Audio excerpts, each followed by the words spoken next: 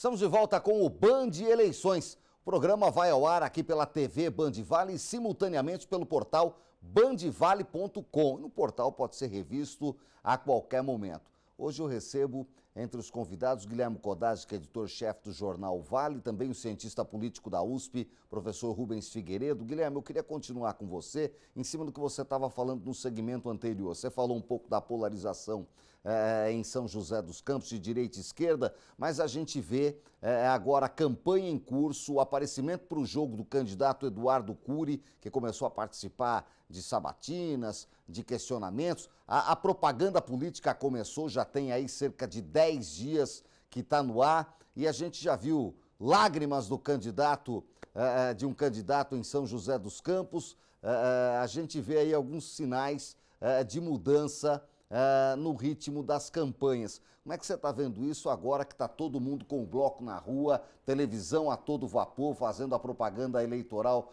gratuita, bandeiras por todas as esquinas, e aí? Nicolini, é tiro, porrada e bomba. O que a gente viu foi o aumento na temperatura, no tom da campanha em São José dos Campos, depois de um início morno, em que Eduardo Cury, do PL, que tinha vantagem de acordo com as pesquisas de junho, ele estava jogando submerso, desapareceu, não veio ao debate, estava jogando parado. E aí eu vejo três capítulos que mudaram essa história. Primeiro, o debate, em que ele não veio aqui na Band, no dia 21 de agosto. No dia 22, a gente mostra uma pesquisa, o Vale, em que a vantagem que ele tinha de julho havia encolhido. Então, se ele estava com uma vantagem longa de mais de 15 pontos percentuais, agora havia um quadro de empate técnico com o Anderson Farias, atual prefeito e candidato à reeleição pelo PSD. E isso, obviamente, movimentou o xadrez político. E a gente teve aqui, inclusive, uma entrevista aqui nesse estúdio, no dia 29 de agosto, depois no dia 30, o início da campanha de televisão, em que você já vê um outro Cury. Se em 3 meses antes da campanha ele tinha sumido, ele apareceu, foi para o jogo, e isso dificulta, obviamente, a estratégia dos adversários. Por quê? É mais fácil você marcar um jogador parado do que um jogador que está se movimentando. E quando se movimentou e elevou o tom, chamando, por exemplo, o atual prefeito de traidor do povo de São José dos Campos, Cury movimentou o jogo, criou fatos novos e esquentou a temperatura da campanha. E o choro do médico, Guilherme, te surpreendeu? Olha, depois do debate aqui na Band, em que ele foi muito mal, virou meme, o Dr. Elton está buscando um discurso. E ele tentou aí emular o discurso de Marçal, né, nas redes sociais, chorando, dizendo que ele é o único candidato antissistema. O que eu vejo até aqui é que a gente tem um empate técnico lá na ponta entre Eduardo Cury e Anderson Farias, e lá embaixo, na segunda fila, a gente tem uma disputa muito mais distante. Temos o Wagner Balieiro, do PT, que é o líder de rejeição em São José dos Campos, e temos ali o Dr. Elton tentando ainda encontrar um discurso. Esse esvaziamento do Dr. Elton, que teve início após o debate aqui na Band, favorece Eduardo Cury. Professor Rubens Figueiredo, que é cientista político da USP, está conosco também. Em São José dos Campos, o atual prefeito defende o legado de Felício Ramute, o vice-governador do estado. Eles são do PSD. Só que todo mundo quer ser amigo do Tarcísio, um governador bem avaliado em São Paulo. O candidato do Tarcísio está em outro partido, é o Eduardo Cury, do PL, junto com republicanos. Enfim, os dois aparecem amigos do Tarcísio, mas o Felício é quem hoje avaliza a candidatura do atual prefeito, que era vice dele, que assumiu a prefeitura e tenta ganhar. Como é que o senhor vê esse jogo de influências de uma cidade importante que tem aí mais de 700 mil habitantes, como São José dos Campos? Olha, nem em condições normais de temperatura e pressão, o que acontece é que a eleição, ela como se posiciona de acordo com a avaliação do atual prefeito. O atual prefeito é candidato, então eu não tenho esse dado, se a aprovação dele é muito alta, mas normalmente, quando a aprovação do prefeito é muito alta, ele tem grandes chances de se eleger, ou se reeleger no caso, porque as pessoas tendem a não querer mudar aquilo que elas acham que está indo bem. E você tem, não só em São José, em muitas cidades, São Paulo mesmo, você tem uma briga para ver quem é mais bolsonarista. Na verdade, as eleições elas ocorrem em eixos, né? Um dos eixos é esse que eu falei, situação versus oposição. O outro eixo é a questão do Lula versus Bolsonaro. E tem um eixo que é o eixo da comunicação. Porque a gente tem claramente nessas eleições uma disputa, um confronto entre a comunicação tradicional, que é uma comunicação feita há muito tempo, mesmo na televisão, sem muita criatividade, e você tem aquilo que eu chamo o império do algoritmo. E ao contrário do que as pessoas pensam, o algoritmo não é uma entidade metafísica suspensa no ar. O algoritmo é uma espécie de um grande ibope realizado todo dia, que pega o interesse das pessoas. Mais do que a opinião, pega o interesse. Então, aquilo que o algoritmo reflete é aquilo que a sociedade quer. E esse é um outro eixo que está sendo disputado nessa eleição. Essa questão liga, é claro, professor, a questão Marçal, que é a grande surpresa das eleições nacionais, um outsider que chega a brigar ali com os outros dois candidatos mais tradicionais em São Paulo, o atual prefeito e o Boulos, que representa a ala progressista. O senhor acredita em outros Marçais? Isso pode aparecer no interior ou não? Esse é um efeito exclusivo da capital paulista? Com essa intensidade, eu acho muito difícil, né? O Marçal, não é que ele surgiu na eleição, ele surgiu antes da eleição, né? Tem, se não me engano, 12 milhões de seguidores, ele tem 3,5 bilhões de acessos no TikTok, então ele já era um fenômeno, e ele virou um fenômeno. Agora, ele não é só uma casca, né? Ele tem um certo conteúdo para parcelas ponderáveis do eleitorado. Porque o Boulos fala o quê? O Boulos fala, você não tem casa, eu vou te dar uma casa. O Marçal fala o quê? Olha a diferença de conteúdo. O Marçal fala, não, você não tem uma casa agora.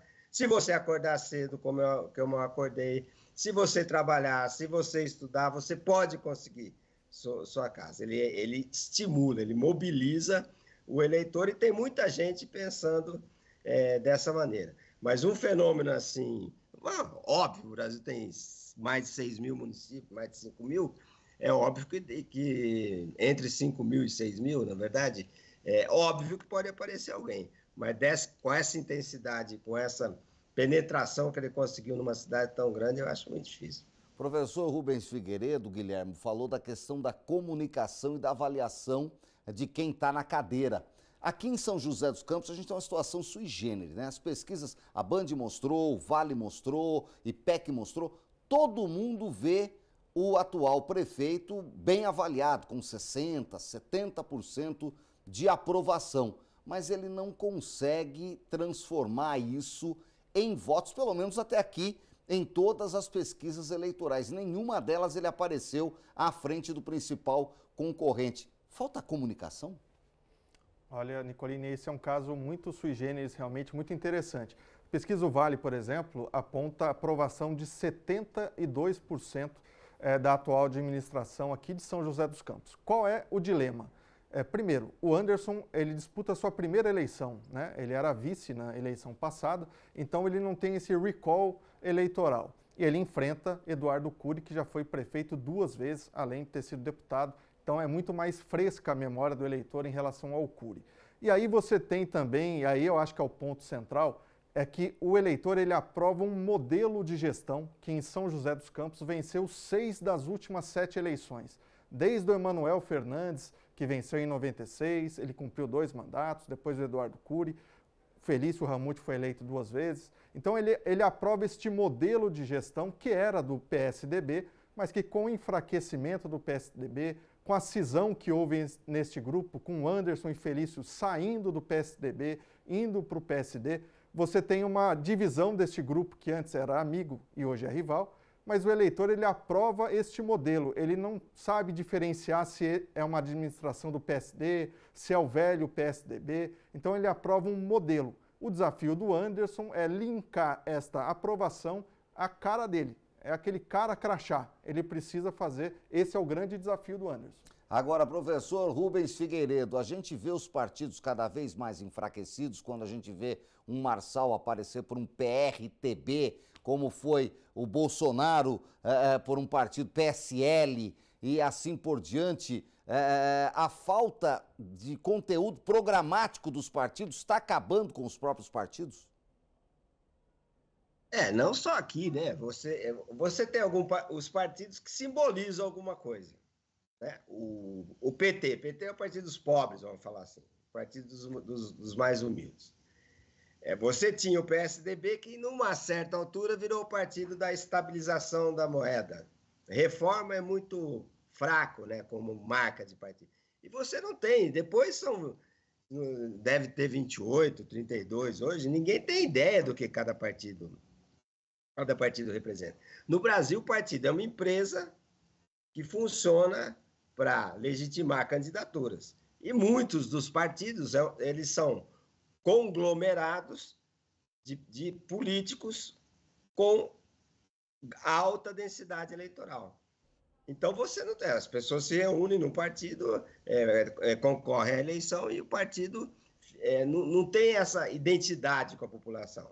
O que representa, por exemplo, o MDB, que quando era PMDB também representava oposição ao regime autoritário, mas essa imagem que o partido faz, as pessoas não percebem os partidos como representando alguma coisa que lhes interessa. E ainda mais nas eleições municipais, as pessoas votam muito mais na pessoa, no vereador que ela conhece, no prefeito que ela encontra no mercado, no supermercado, do que em qualquer sigla ou sopa de letrinhas. Guilherme, falando nisso, eu queria falar com você um pouco de Taubaté, onde a gente vê a campanha em curso com o Ortiz Júnior aparecendo com números à frente. A pesquisa IPEC mostrou isso há pouco tempo. Tem uma outra pesquisa saindo nesse início de semana, que a gente já teve os primeiros números, mas ainda aguarda para ver quem que registrou exatamente. Deve ser divulgado nesta terça-feira com detalhes. A gente vê Ortiz Júnior, o ex-prefeito, à frente. Ele também saiu do PSDB, mudou de partido, está no Republicanos hoje,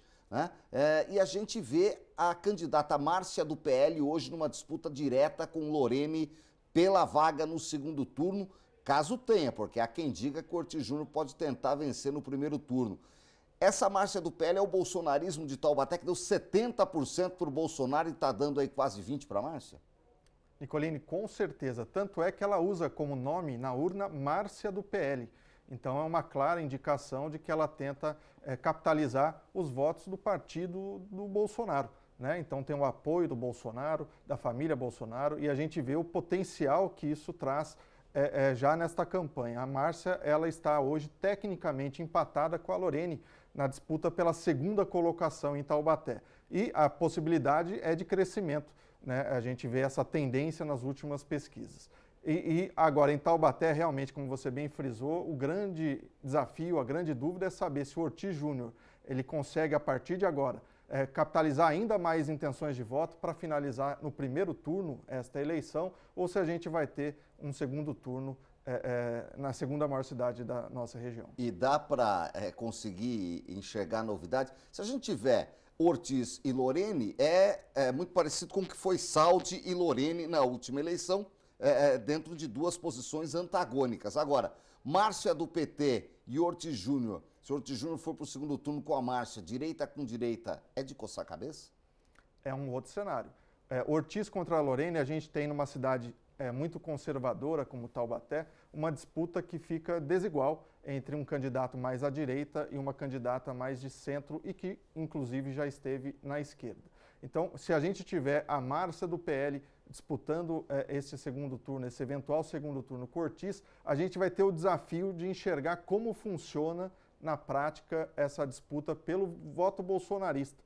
Porque o bolsonarismo, diferentemente do petismo, em que está muito associado à figura, ao partido, à figura do presidente Lula, o bolsonarismo ele é suprapartidário ou apartidário, né? Então a gente vai ter o desafio de entender se o eleitor de Taubaté ele vai votar mais no recall, nas gestões anteriores, tanto do Ortiz como do pai, do Bernardo Ortiz, ou se ele vai optar por um novo caminho. Até porque a gente vê que parte desse bolsonarismo hoje é Marçal em São Paulo e é o que coloca ele na briga junto com o Nunes e com o Boulos. Professor Rubens Figueiredo, queria agradecer imensamente a sua atenção com o Grupo Bandeirantes aqui do Vale do Paraíba, engrandecendo o nosso Band de Eleições. Até uma próxima oportunidade.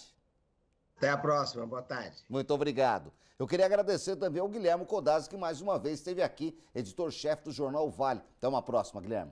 Até a próxima, meu caro. Muito obrigado. Ficamos por aqui. O programa volta na próxima segunda-feira com novos convidados, análises e informação para os eleitores da RM Vale. Olha, não esqueçam, na quarta-feira esperamos vocês no debate com os candidatos à Prefeitura de São Sebastião a partir das 10h30 da noite aqui na TV Band, na Rádio Band Vale FM, no portal bandvale.com. Contamos com a sua audiência. Obrigado pela companhia e até o nosso próximo encontro.